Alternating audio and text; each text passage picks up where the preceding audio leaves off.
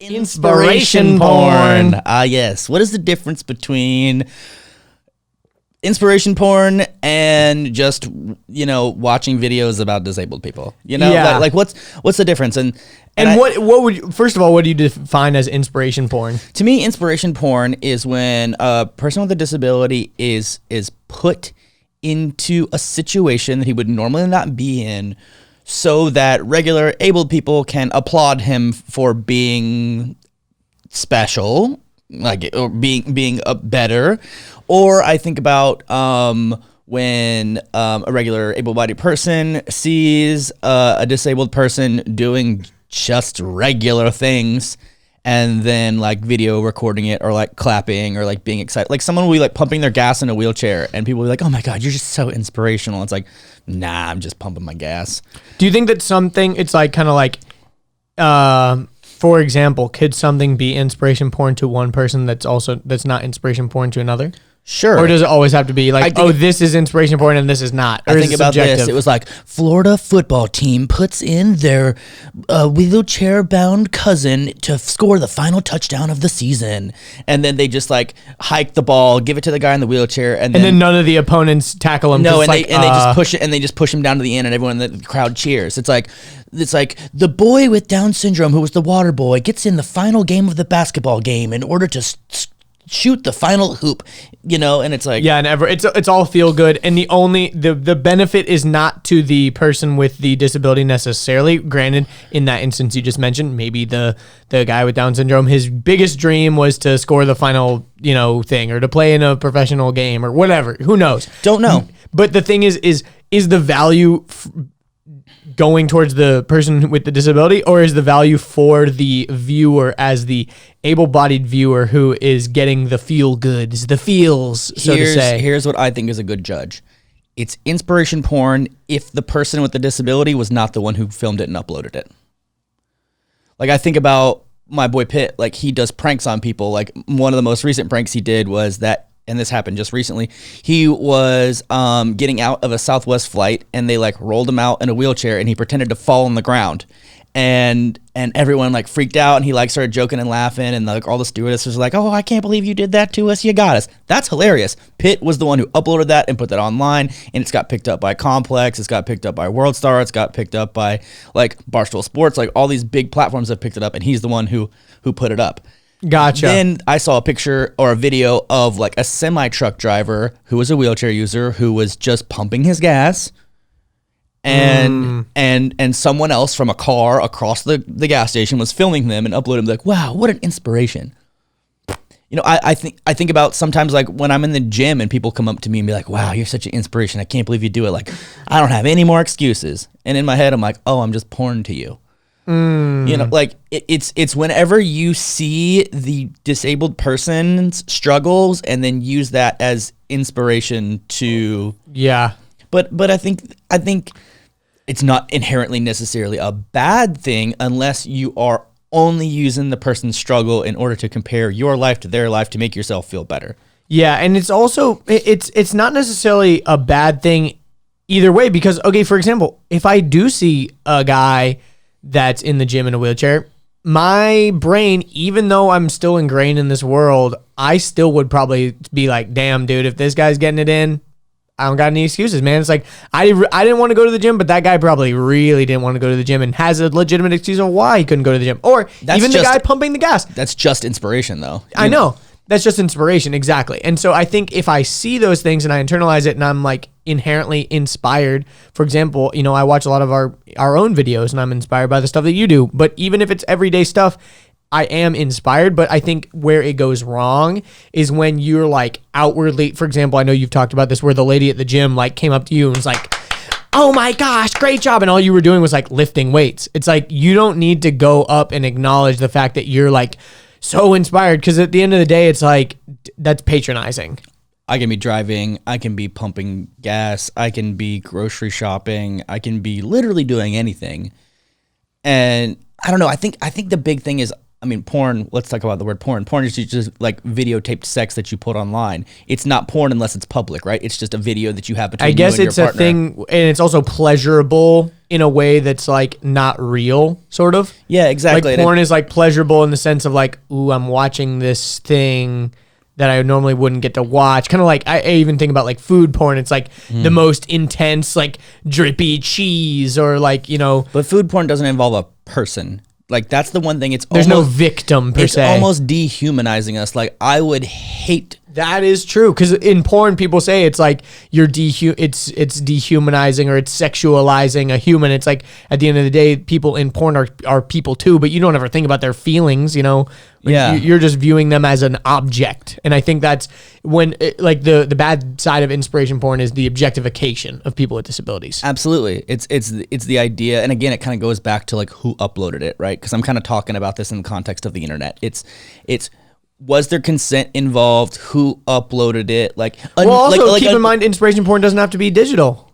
True, but I think about like a news story probably could be used as inspiration porn or could not be inspiration porn, because it's like, think about like all the news that Garrison's been on. Well, it's because he chased those reporters down and was like, "Hey, you want to do a story on me about me and my foundation?"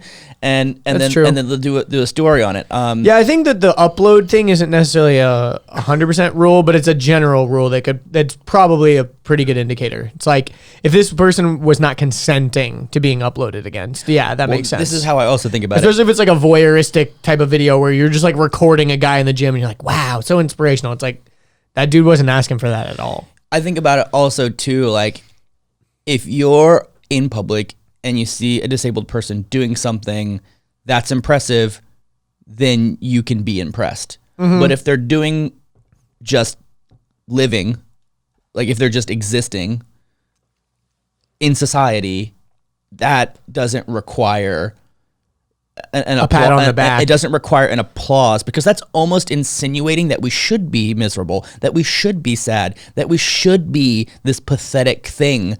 And lump, fat, unattractive, in a bed. In the moment, like, ooh, look at that person driving. Ooh, look at that person getting groceries. Like, oh, they can live on their own. Oh my God. He doesn't even have a caretaker pushing him around. Good for them. I literally one time had someone, I was pushing up a hill. I think maybe it was a slight gradient. And someone in their car like slowed down and pulled up beside me, rolled down my window and yelled, "Good job, way to go, yeah," and then just like drove off. And I'm like, what the hell just happened? Like, I am very confused, because if someone else was just walking up a hill or like sprinting up a hill, like, would you applaud them? Like, maybe if you saw a really overweight person like out for a run, you might applaud them. But then again, you might be assuming things about fat people. Yeah. You know, it's the same way that like again, a very unique perspective here. I was not a disabled person before I was a disabled person. Really? No way, right? And I'm sure there would have been a time, if I would have ever interacted with one, where I can imagine myself doing something weird like that and not even knowing it's weird. It's like, again, it's a matter of like education leads to understanding. And if people they don't know, if you don't know 100%. You know, I think about a lot of times when people like offer me help and I'm like, "No, thank you." They almost get offended. Yeah. Like, well, I want to help you. Well, because the help is really for them to feel good, not necessarily because they really want to help you.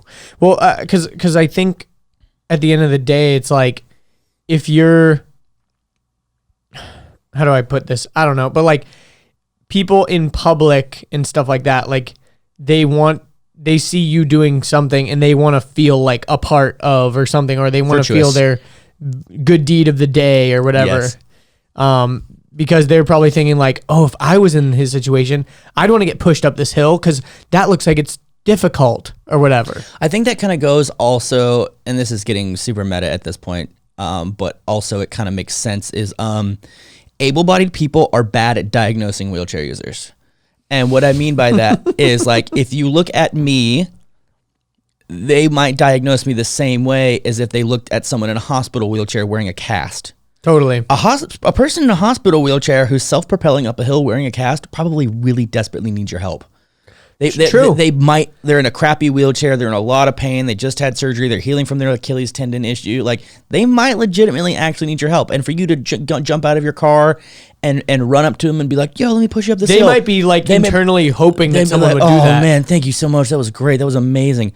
But then like, I'll be pushing up the hill in front of my building right here with a bag of groceries on my lap, and people will jump out of their car and run after me and start pushing me up the hills. And I'll be like, do not touch me. Don't touch me. Do not touch me. Go away. And they're like, you don't have to be mean about it. I'm like, you're not helping. You're blocking traffic. Get out of here.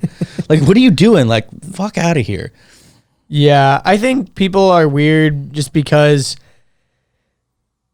they like want to view themselves as like a good person. Like, I think we have all gone through those internal dialogues of like, if there was a burning building and I saw a cat or something, would I run inside to save it? Or like, if there was a bomb and I knew I could save people, would I jump on it? Or like, there's like the railroad track dilemma, whatever that thought is. Yeah, exactly. It's like, if I could save people, or if I can do my good deed of the day, or if I can be a good citizen in this way, because the stereotype of like helping an old lady across the street, like that's their like equivalent of that. And it's like, they want to help. Well, if I ever saw, I've never seen it. Like, I've never seen an old lady trying to cross the street, but when I do, I'll be the first to jump out and help her. When I see a wheelchair user, I'm going to push them up a hill.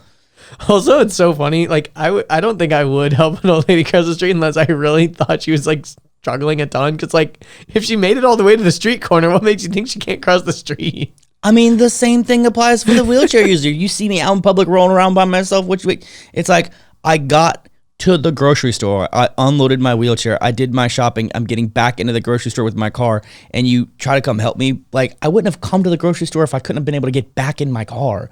Like, really? But no one thinks of that. And my thing always is like, the best help is no help. I always say like, no, thank you. And then some people get insistent. They'll be like, no. And I'm like, I'll also get insistent. I'll be like, do not help me. No, thank you. Yeah. Like, I don't mind when people offer me help. It's when I say no, thank you, and you do not accept it that I get frustrated. One time, some guy got like kind of yelled at me. He's like, okay, tough guy, Mr. like, do it all yourself. Someone who never needs any help. Okay, then. And then the door he was holding open for me, he shut. Because I was like, oh, no, thanks, I got it. And then he just shut it to make sure that I opened it up again. And I'm like, I mean, this would have all been avoided if you would have just left me alone. Why did you have to involve yourself and then be an asshole about it when I told you no thank you? Yeah. And making me seem like I'm the tough guy? Like, okay, tough guy. It's like, wait, what just happened here? Like, I'm the bad guy now? Okay. Well, it's kind of like Chris D'Elia talks about it. It's like when people put him in an awkward situation, he's like, oh, I'm not about to get awkward about it. You put us here.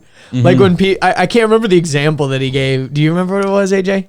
It was at a coffee shop, and no, it's happened on multiple occasions, but I remember like someone at a coffee shop they were talking to him about like holding the door open, kind of like a similar situation, but like, I don't remember it was a couple episodes ago. I think I remember the one. It was where a guy came up to him and was like, dude, every time I'm around my friends, like my friends hate you. Like they always talk shit. But I'm always the one who's like, no way, dude, no way. He's awesome. He's great. And he goes, think about what you're saying. And then just walked off. Yeah. It's like you do you're basically saying that all my friends hate you, but I love you. Or like, oh, my girlfriend's such a big fan. I mean, I tell her like, oh yeah, he's all right. But like, she like loves you. And it's like, okay. It's like, thanks for telling me that you don't like me. Yeah. It's like a non-compliment that they think is a compliment. And you're just like, I'm not about to get awkward because you made this situation awkward. I'm just going to look at you and stare at you like the dummy that you're being. I do that a lot of the times whenever I'm like,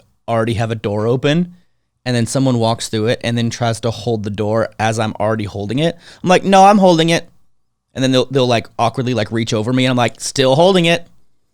I'm like, I got this. No, thanks. Like, you can go away now. Thanks. I'm still holding the door. You can walk through it. Like, it's interesting. Well, it's funny because on TikTok, like I posted a video on there about like the holding doors thing, and there was a lot of comments about that. Like, well, people are just trying to help, man. It's like, I get it, but it's like, I get the sentiment, and I think you get the sentiment, and of course, it's like over the 10 years of being a wheelchair user, you have seen it all, so you get it. But people are like, well, maybe they're just trying to be nice. Jeez. And it's like, I saw the one where it's like, well, maybe they were in a hurry and wanted to be able to get you through the door faster. It's like, I'm faster than you, I promise. Yeah. Like, I can zip through a door real quick. Yeah. Yeah, but Yeah. we kind of went off a little rabbit trail there. But like the whole inspiration porn thing, I think another thing is kind of like whenever I don't like the idea of inclusion when it's inclusion for the sake of inspiration. Or like inspiration porn. Like again, I saw it was like some kid, he was like a wheelchair user and he was like on the sidelines of like a football team and he was like in a football jersey, like wearing the helmets and the pads and stuff. Yeah. And there was like, it's like, this is what inclusion looks like. And it's like, no, that's not, because he can't play. Yeah. Like that's just putting the kid in a bad situation. What inclusion would look like was getting him involved in a wheelchair football league. That would be inclusion. You know, getting him involved in some other type of adaptive sport. That would be inclusion. You know, not like making everybody else form to you. Yeah. Like the blind kid playing football. Yeah. It's just cringe. Hope you enjoyed that clip. If you want the full episode, you can click right here. If you want to subscribe, click here. If you want more clips, we got 2 more right over here.